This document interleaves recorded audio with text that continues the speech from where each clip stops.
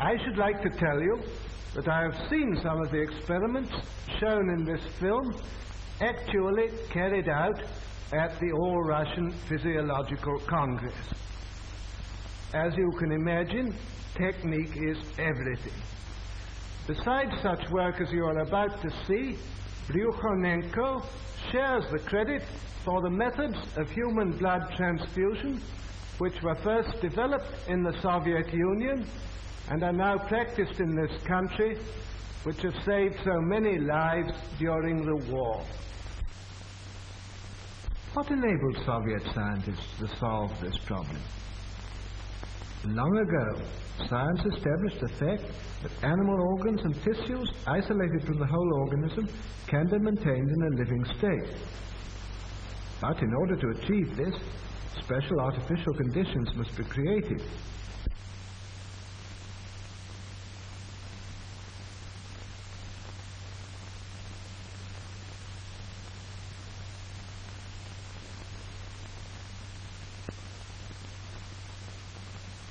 Isolated organs can be brought to life even though they've been removed from the animal's corpse some time after death. Here's a dog's heart.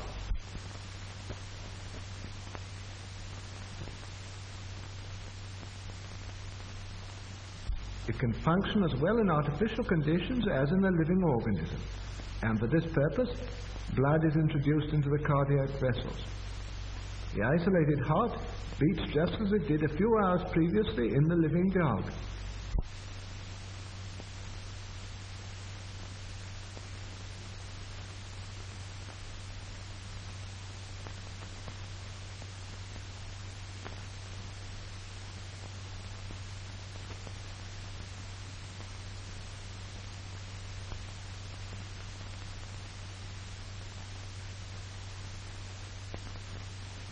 The following experiment is conducted on lungs taken from an animal.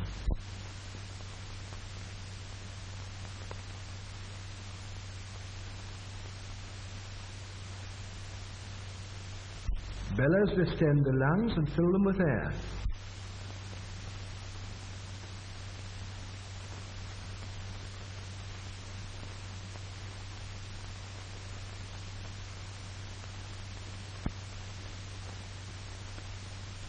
The venous blood is forced into the lungs by the action of the pump. The dark venous blood passes through this tube.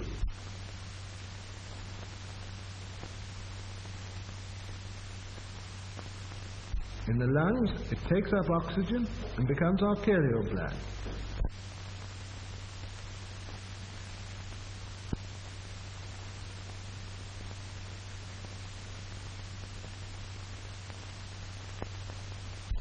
The isolated lungs breathe, producing the same chemical changes as in the living animal.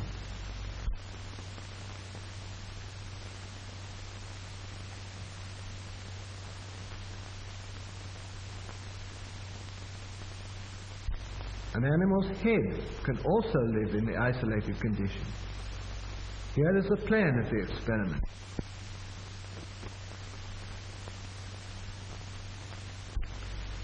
The arterial pump takes arterial blood from the reservoir to the head, while the venous pump drains off the venous blood. The blood is arterialized in the reservoir, where there is a steady flow of oxygen.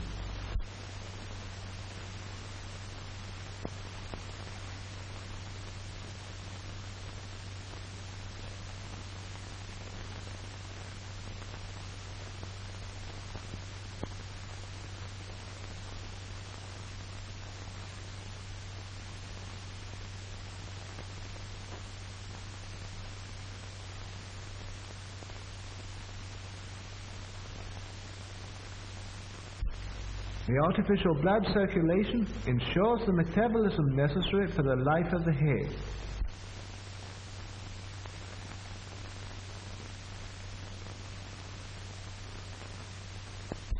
The isolated head lives on for hours and reacts to external stimuli.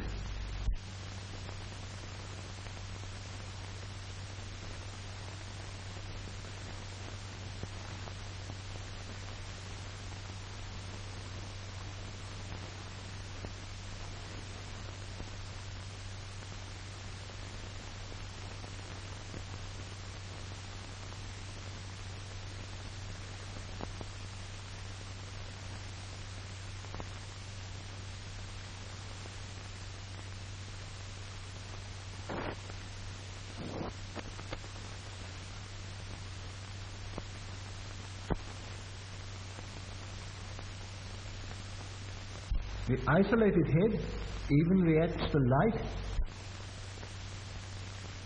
and to sound.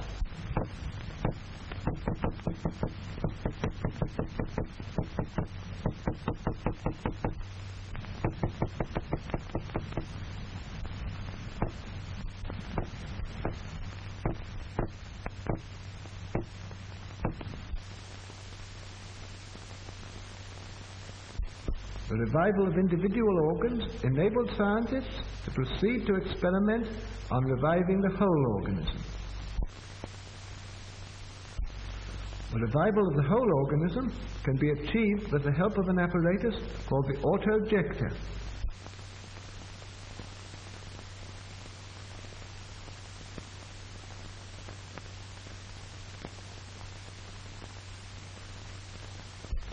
The autojector carries out the functions of the heart and lungs.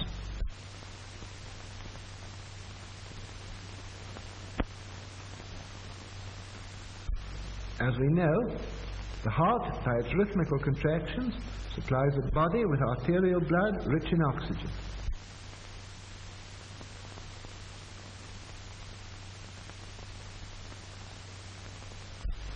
After losing its oxygen, the blood returns to the heart through the veins. From then, it flows into the lungs, whence with a fresh supply of oxygen it returns to the heart, and then flows into the arteries of the organism.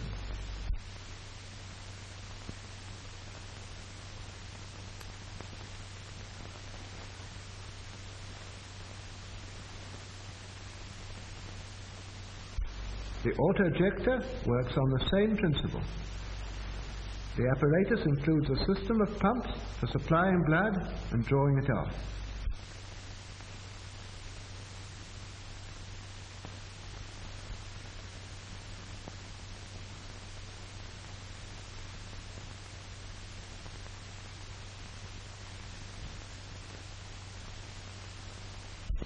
The arterial pump supplies the organism with arterial blood. When the blood has given up its oxygen, the venous pump draws it back into the reservoir. Here, just as in the lungs, it's enriched with oxygen and returns into the organism. The blood passing into the arteries of the body ensures the necessary metabolism. In this way, the autojector can perform the work of both the heart and lungs.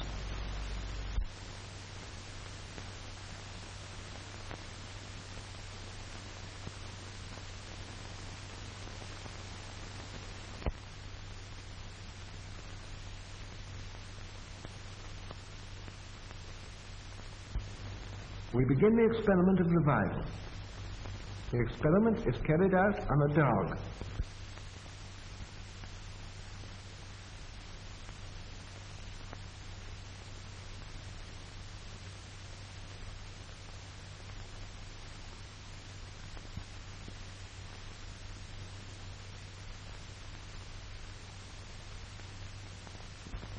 A substance which prevents clotting is introduced into the animal's blood. The dog is under an anesthetic. It doesn't feel pain. No interruption of the animal's normal functions has yet occurred.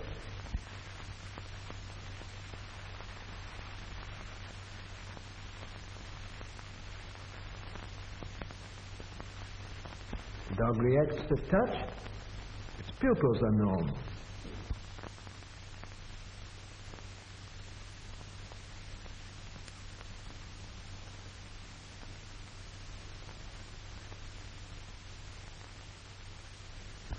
A special apparatus, the kymograph, registers the breathing and the function of the dog's heart. The pulse and breathing are normal.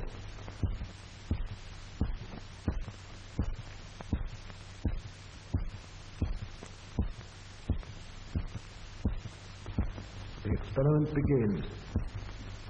All the blood is drained off through the carotid artery.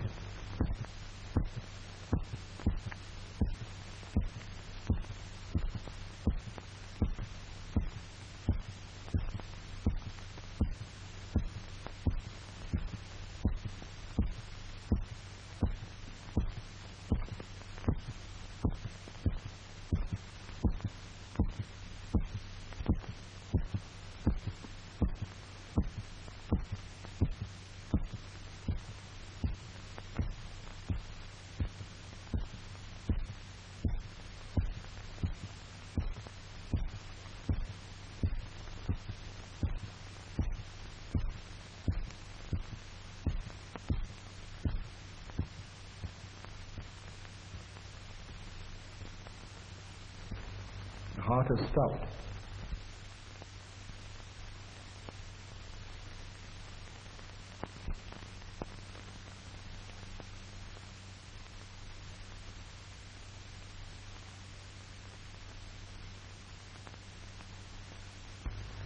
This is one of the animal's last gasps.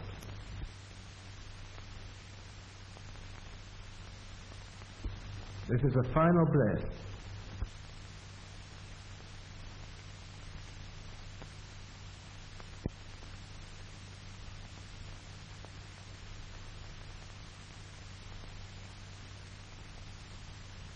The dog is dead.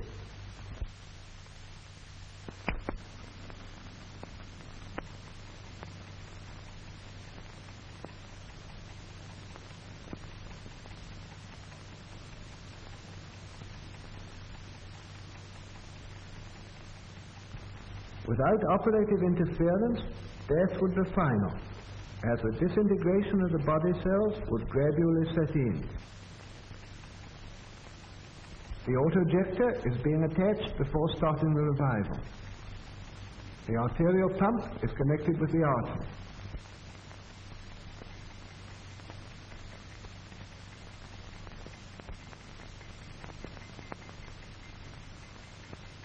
The venous pump is connected with the vein.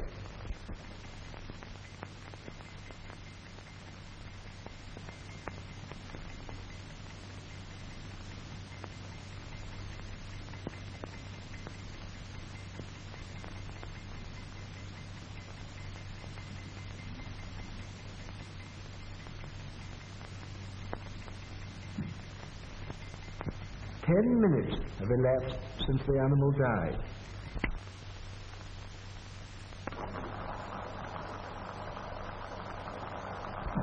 The blood removed from the animal is pumped back into its vessels by the autojector.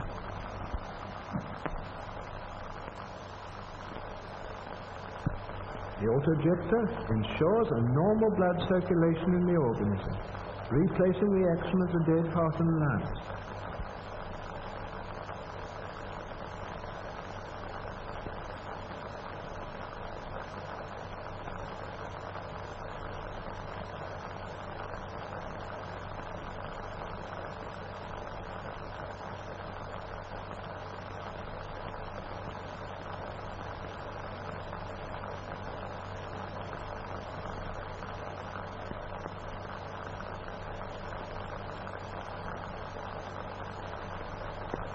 The artificial blood circulation gradually induces the heart to start beating again.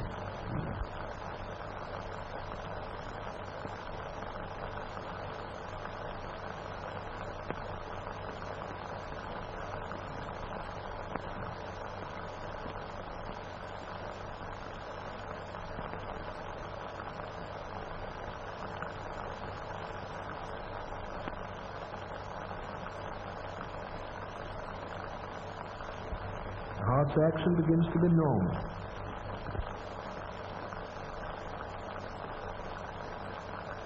The first sign.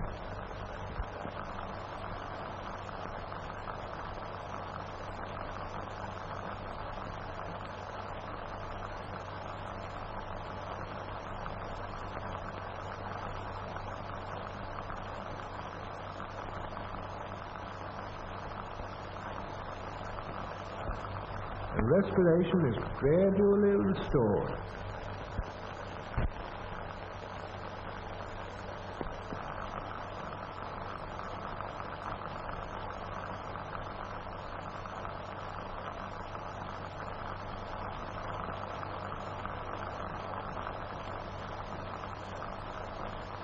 The dog breathes more normally and evenly.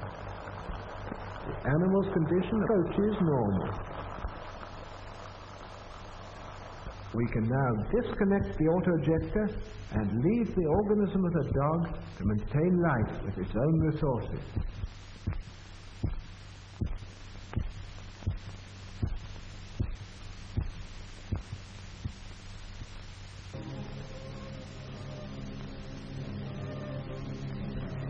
The dog soon shakes off the effects of the anesthetic.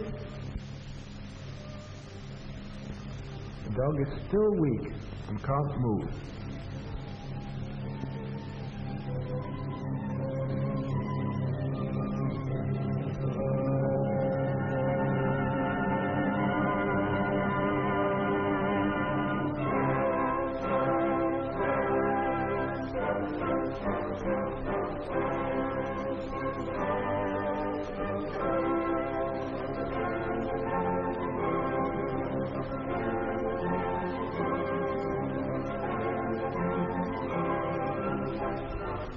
After 10 to 12 days, the dog returns to its normal state.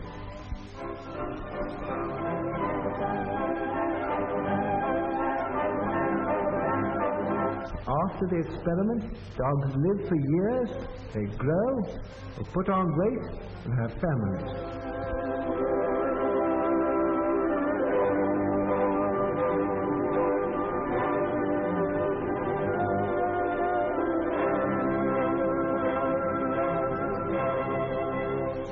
For a number of years now, 3 dogs have been under observation in the Voronezh Medical Institute after being revived by artificial blood circulation.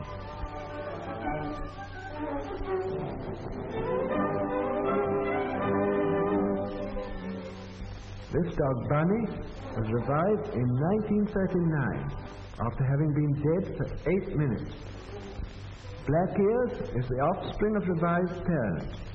She herself was revived in 1939 after 11.5 minutes of death. Naida was revived in 1938 after 15 minutes of death.